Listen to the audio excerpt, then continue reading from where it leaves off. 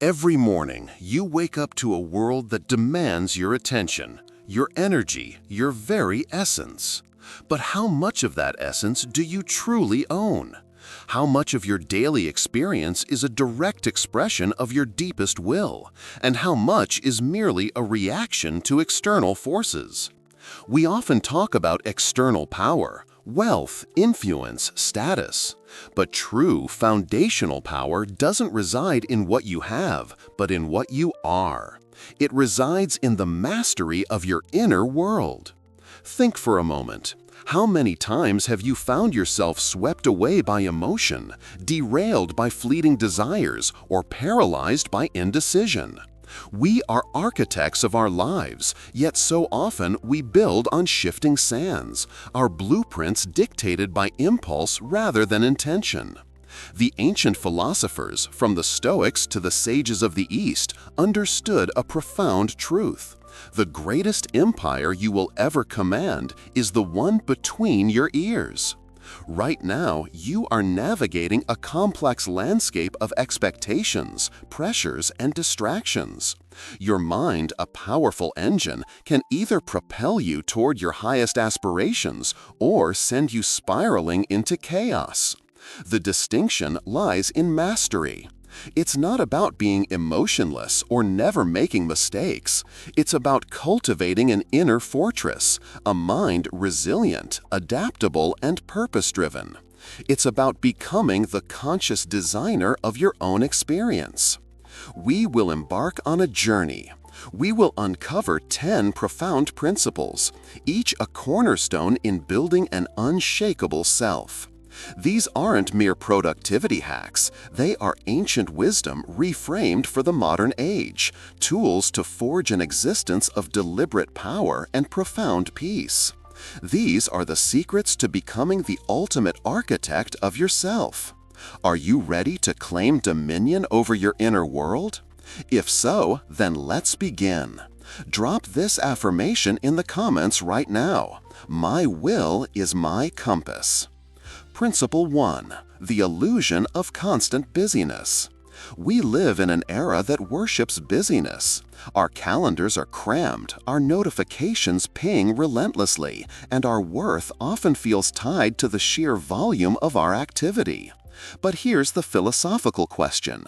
Is constant motion truly progress?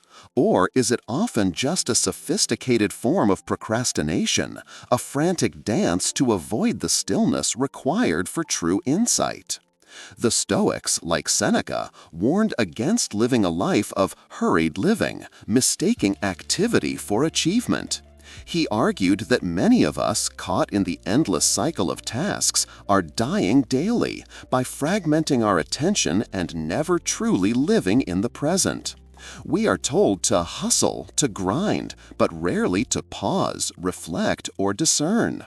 This principle asks you to challenge the modern dogma of constant input and output.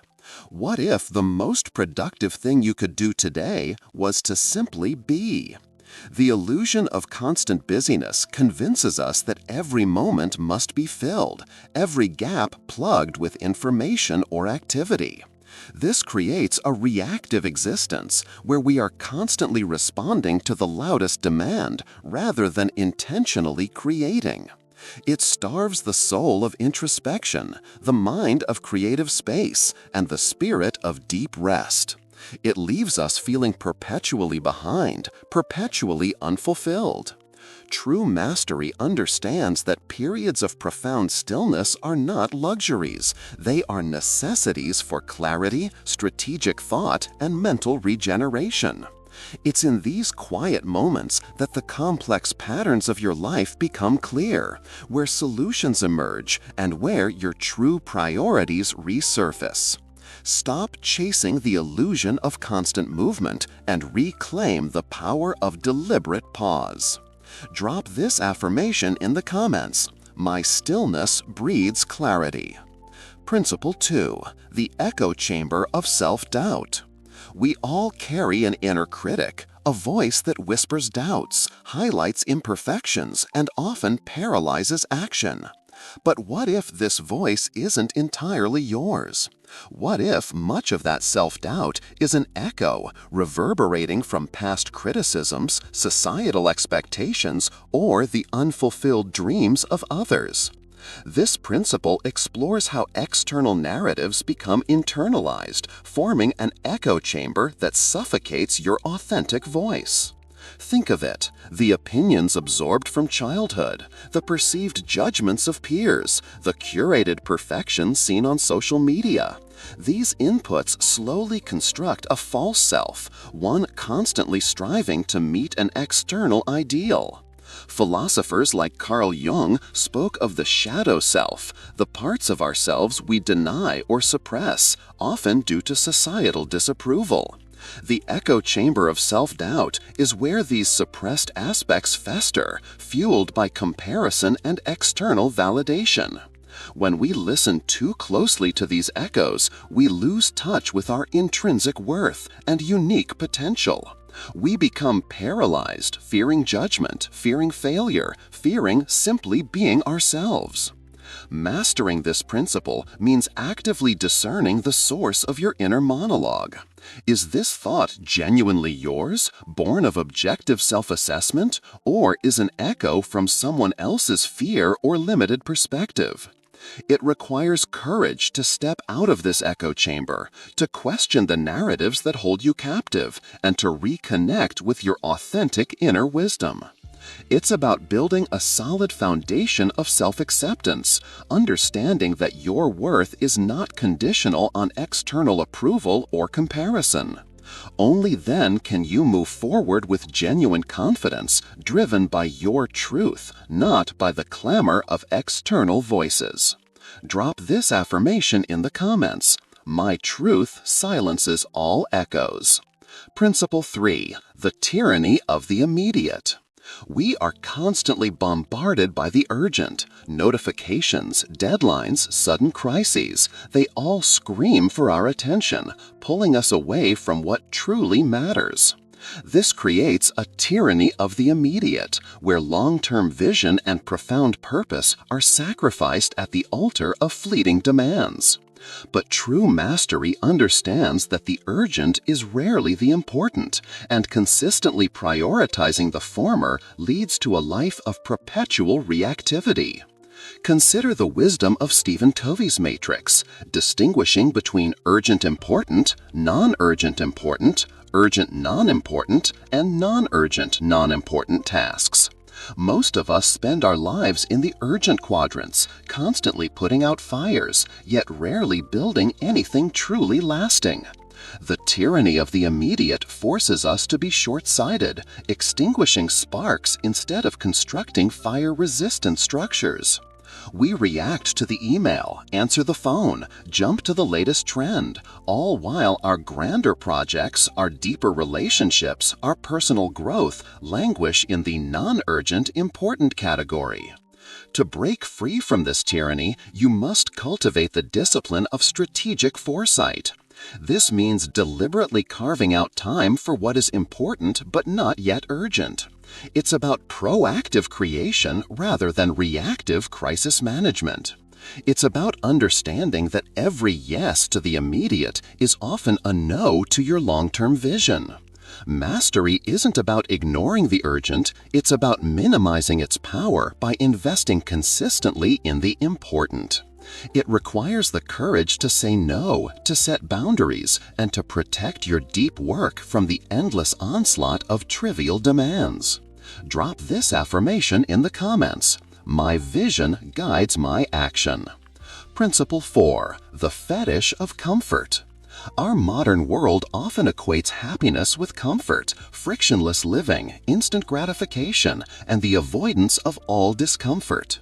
We chase the path of least resistance, believing it will lead to fulfillment. Yet this fetish of comfort is one of the most insidious traps, for it robs us of resilience, growth, and the profound satisfaction that comes from overcoming genuine challenges. Many philosophical traditions, from ancient asceticism to modern existentialism, highlight the necessity of facing adversity. The Stoics intentionally practiced discomfort to build mental fortitude. Friedrich Nietzsche famously proclaimed, "That which does not kill us makes us stronger." When we constantly seek comfort, we atrophy our capacity for endurance, problem-solving, and emotional robustness. We become brittle, unable to withstand the inevitable storms of life. Every discomfort avoided is a muscle unexercised, a lesson unlearned, a potential strength undeveloped. Mastering this principle means consciously embracing discomfort as a pathway to strength. It doesn't mean seeking out suffering, but rather not shying away from challenges when they arise, and even proactively engaging in small voluntary acts of discomfort. A cold shower, a difficult conversation, pushing past a perceived limitation. It's about understanding that true growth occurs at the edges of your comfort zone. By engaging with life's friction, you build character, develop resilience, and discover depths of strength you never knew you possessed. The true joy of life isn't found in perpetual ease, but in the triumphant emergence from struggle, forged anew. Drop this affirmation in the comments. My growth lives beyond comfort. Principle 5. The mirage of external validation. From childhood, we are conditioned to seek approval. Good grades, promotions, likes on social media. The external world offers a constant supply of metrics by which we are told to measure our worth. This creates a mirage of external validation, a deceptive pursuit that promises fulfillment but perpetually leaves us thirsty, dependent on the fickle opinions of others. The problem with building your self-worth on external validation is that you outsource your inner peace. If your happiness depends on applause, what happens when the applause stops? If your confidence relies on praise, what happens when criticism arises? This mirage keeps us in a constant state of performance, molding ourselves to fit perceived expectations, rather than cultivating a genuine, self-sustaining sense of value. Philosophers like Epictetus taught that true freedom comes from distinguishing between what is within our control and what is not. The opinions of others, he argued, are firmly in the latter category. To tie your self-worth to them is to become a slave. Mastering this principle means shifting your internal compass from external approval to internal alignment. It's about defining your own standards of excellence, living according to your deepest values, and finding satisfaction in your effort and integrity, regardless of how it's received. This doesn't mean ignoring feedback or being arrogant. It means holding your self-worth sacred, unassailable by the shifting tides of public opinion. When you become your own primary validator, you unlock an immense, stable source of confidence and peace. You cease performing for others and begin truly living for yourself. Drop this affirmation in the comments. My worth is self-defined. Principle 6. The seduction of comparison. In an interconnected world, we are constantly privy to the curated highlights reels of everyone else's lives. This creates a powerful seduction of comparison, where we perpetually measure our own behind-the-scenes reality against another's polished performance. This trap, seemingly benign, quietly erodes joy, fosters resentment, and distorts our perception of both self and success. Theodore Roosevelt famously said, "Comparison is the thief of joy." And indeed it is. When we compare our beginnings to someone else's middle, or our struggles to someone else's triumphs, we engage in an unfair and self-defeating exercise. This seduction convinces us that there's a finite pie of success, and if someone else has a bigger slice, ours must inherently be smaller. It fosters a scarcity mindset, rather than recognizing the abundance of unique paths and individual potentials. It prevents us from celebrating our own small victories and appreciating our unique journey because we're too busy fixating on what someone else appears to possess. Mastering this principle involves a conscious redirection of your mental energy. Instead of looking horizontally at others, look vertically at your own progress. Compare yourself only to who you were yesterday and who you aspire to be tomorrow. Embrace the concept of uniqueness. Your path, your talents, your challenges are distinct. Celebrate the success of others not as a diminishment of your own, but as inspiration. Focus on cultivating your own garden rather than constantly checking the neighbor's. When you release the seduction of comparison, you unlock a profound sense of peace, self-acceptance, and the genuine joy of your own becoming. Drop this affirmation in the comments. My journey is my masterpiece. Principle 7. The illusion of fixed identity. We cling tightly to labels. I'm a procrastinator. I'm not good at math. That's just how I am. This creates an illusion of fixed identity, a self-imposed prison where past behaviors and perceived limitations dictate future possibilities. But what if identity isn't a static monument, but a constantly evolving narrative, a story you have the power to rewrite at any moment? Existentialist philosophers like Jean-Paul Sartre emphasize that existence precedes essence. This means we are not born with a predetermined nature. Rather, we create our essence through our choices and actions. The illusion of fixed identity denies this fundamental freedom. It traps us in old narratives, justifying inertia and resistance to change. We become victims of our own labels rather than agents of our own transformation. It prevents us from embracing new challenges, learning new skills, or simply growing beyond who we once were, all because that's not who I am. Mastering this principle means shedding the old skin of limiting beliefs and consciously designing your desired identity. It's about understanding that every choice you make, every action you take, is a vote for the person you are becoming. If you want to be a disciplined person, start making disciplined choices. If you want to be a compassionate person, start acting with compassion. This is not about faking it until you make it. It's about deliberately choosing actions that align with your aspirational self, thereby incrementally rewriting your internal narrative. Embrace neuroplasticity, the brain's ability to change. Recognize that you are a dynamic, evolving being capable of constant reinvention. Drop this affirmation in the comments. I am the author of my becoming. Principle 8. The cult of external solutions. In our consumer-driven world, we are constantly offered external solutions to internal problems. A new gadget for happiness, a diet for self-worth, a workshop for purpose. This creates a cult of external solutions, where we perpetually look outside ourselves for answers that can only be found within. This philosophical trap keeps us dependent, disempowered, and endlessly searching for the magic bullet. Many spiritual and philosophical traditions, particularly Eastern ones, emphasize that true contentment and wisdom arise from within. The Buddha taught that suffering comes from attachment to external things.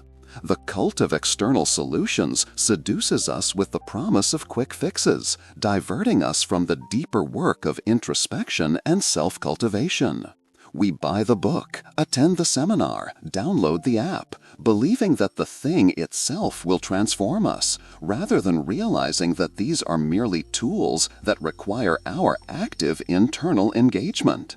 This keeps us on a hamster wheel of consumption, perpetually chasing the next promised solution, never truly arriving at self-sufficiency. Mastering this principle means cultivating radical self-reliance. It's about turning inward, understanding that while external resources can be helpful, the ultimate source of your strength, wisdom, and peace resides within you. This involves practices like meditation, journaling, and deep self-inquiry.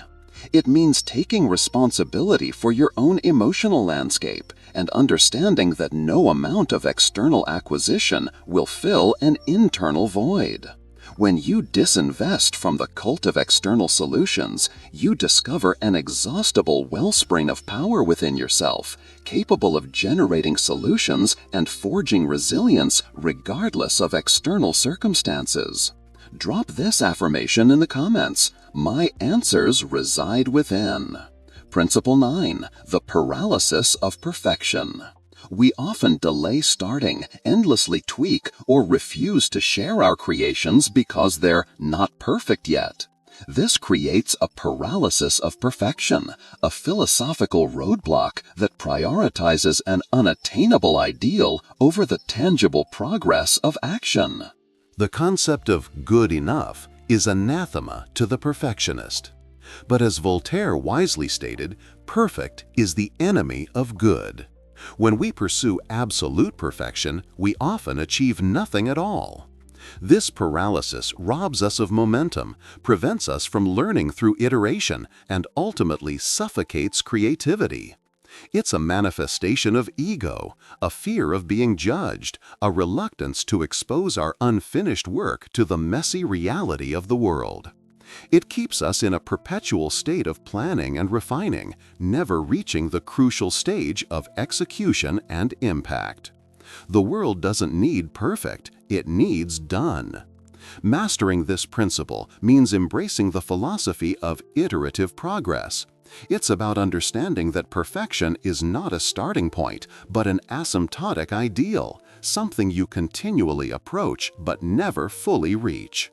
It means recognizing the value of shipping, of putting your work out there in its good enough state and allowing feedback and experience to guide its evolution. This requires courage, a willingness to be vulnerable, and an understanding that learning happens most effectively through doing. Release the grip of perfectionism and embrace the dynamic, imperfect, and ultimately more impactful process of continuous creation and improvement. Drop this affirmation in the comments. My progress is my perfection. Principle 10. The unexamined life. Finally, we come to perhaps the most profound trap of all, the unexamined life. Living unconsciously, on autopilot, allowing the currents of habit and external influence to dictate our course. Socrates famously declared, "The unexamined life is not worth living." This principle highlights the danger of moving through existence without conscious reflection, without questioning assumptions, and without deliberately choosing your path. To live unconsciously is to relinquish your agency. It's to allow your values to be dictated by society, your beliefs by dogma, and your actions by unthinking routines. It's to let life happen to you rather than actively participating in its creation. This leads to a sense of existential drift, a feeling of being a passenger in your own life, perpetually wondering, is this all there is? It starves the soul of meaning, the mind of critical inquiry, and the spirit of genuine freedom. It's a life lived on the surface, never plumbing the depths of your own potential or understanding the profound implications of your choices.